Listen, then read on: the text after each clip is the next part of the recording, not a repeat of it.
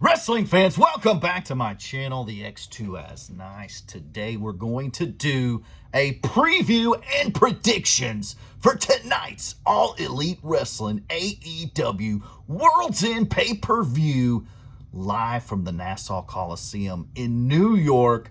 An awesome pay-per-view set up tonight. World's End and Worlds begin as the end of 2023. Worlds will end, setting up 2024 for AEW. I think it's going to be an awesome pay-per-view tonight. A great chance to reset and start new angles, new feuds, and get a conclusion to the Devil angle, which has been played out quite a bit here.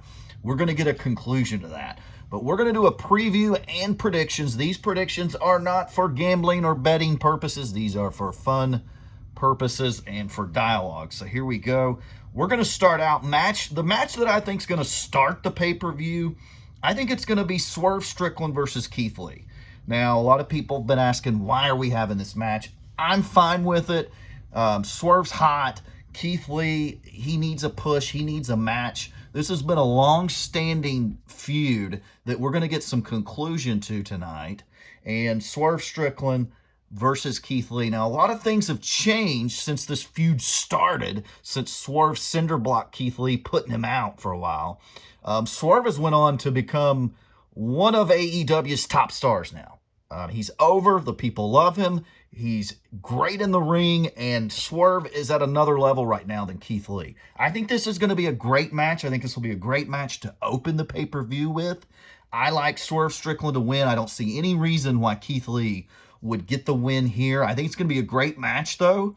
I think you're going to get to see some really cool stuff with these guys. You got the big monster Keith Lee and the things that he can do mixed with this new awesome style that Swerve Strickland has. I think it's going to be a special match, a great way to start the show, get everybody into it, get the Prince Nana dance going. I think it's going to be a great match, but I like Swerve Strickland to beat Keith Lee.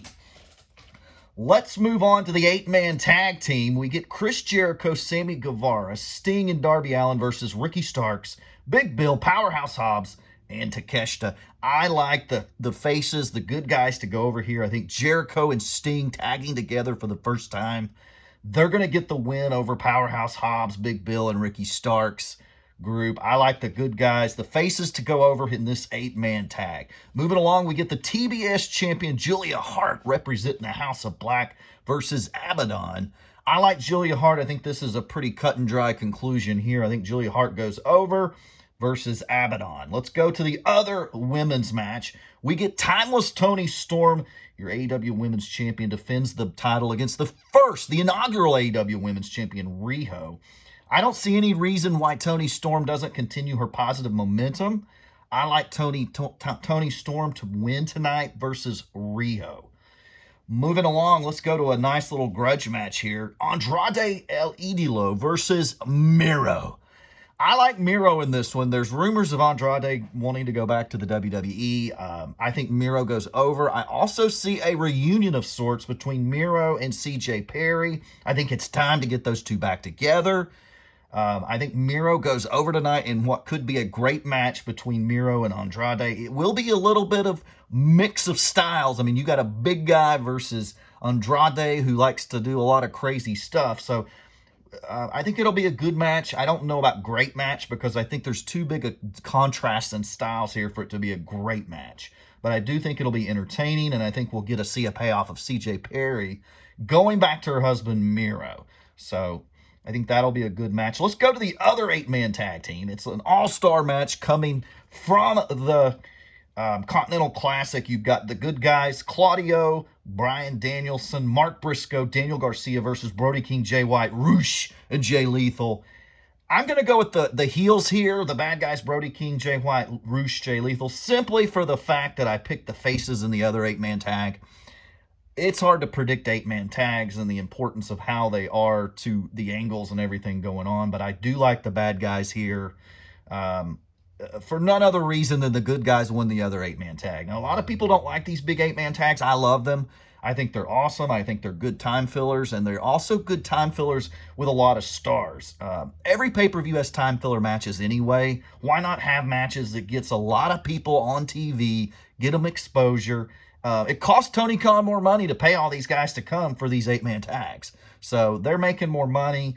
It's great filler pay-per-view matches, in my opinion. Gets a lot of guys out there. Love to see Mark Briscoe. He was my star of the Continental Classic. I thought he had 5-star performances each of his matches. That was an unbelievable performance from Briscoe.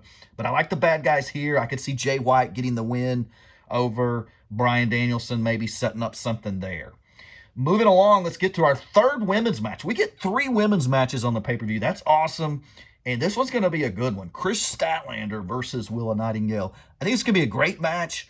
2 big girls, or 2 powerhouse girls, 2 big names going at it. I like Statlander over Willow here, simply for the fact that Statlander, coming off a loss to Sky Blue, I don't see any reason for her to lose 2 in a row.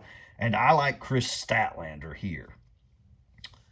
Moving along, let's see. We are down to the big matches here. Well, we got one more here. Hook defends his FTW title versus Wheeler Yuta. This is going to be a hard match to predict. I'll be honest, I can see this one going either way. I'm going to go with Hook because it's in New York, Nassau. I like Hook to get the win here. He's defending his FTW title, but I also think this could be a feud that carries into 2024. We could see Hook Yuta for the pure title as well at some point. So I like Hook tonight. That's going to be a great match. I could see that one possibly opening up the pay-per-view as well. But I'm going to go, my pick to open the pay-per-view is going to be Swerve versus Keith Lee. Moving along, we get the big grudge match. Christian Cage versus Adam Copeland, the Radar Superstar Adam Copeland. No DQ. Christian won the first encounter. This one's no DQ. I like Edge going over in this one. I think Edge wins. I think we're going to see a match reminiscent of Edge and Randy Orton at WrestleMania a couple of years ago, where that one went backstage. I like Edge to win. I think he's going to render Christian injured to where Christian will be off TV for a couple of weeks, because AEW is going to be setting up a lot of new angles and stuff going into 2024, especially coming off this devil thing. So I think Christian will be out of action. Edge is going to put him out of action for a while, get the win, become your new TNT champion, and quite possibly leapfrog him into world title contention. Now we move to the second big match of the pay-per-view, and that is the Continental Classic final. Jon Moxley versus Eddie Kingston. Last we saw Moxley winning the gold division, upsetting everyone there by beating Swerve and Jay White. He was flipping off the crowd, and here he goes. Stone Cold-esque behavior out of Jon Moxley versus Eddie Kingston, who got the upset win over Bryan Danielson. I believe they've already set this match, the tone for this match, the finals, like they did against Bryan Danielson and Eddie Kingston. I think it's going to be Eddie's the underdog. They've already said, Mox said, hey, you can't beat me. It's Eddie versus the world. They're in Nassau Coliseum. They're in New York. They're going to get that feel-good moment again here. Give me Eddie Kingston to win and become your first Continental Classic champion. And finally, we get to the main event. Maxwell Jacob Friedman versus Samoa Joe. This is going to be a great match. I think MJF is a little banged up, but I think they're going to put on a very good match. Look for a lot of in-ring psychological stuff that makes sense. Not a super ton of high-flying stuff. No reason for it here. These two guys can put on a classic match without any super high spots. I like Samoa Joe to defeat MJF in New York. It's going to be a bit of an upset there. I like Samoa Joe going over, and I like it because of the help from the devil. And we're going to have a devil reveal video, so make sure you check out our devil reveal video, who my prediction is of who the devil and his minions are. But I'm predicting, with help from the devil and his minions, Samoa Joe to defeat MJF at tonight's AEW World's End. I hope you enjoyed the video.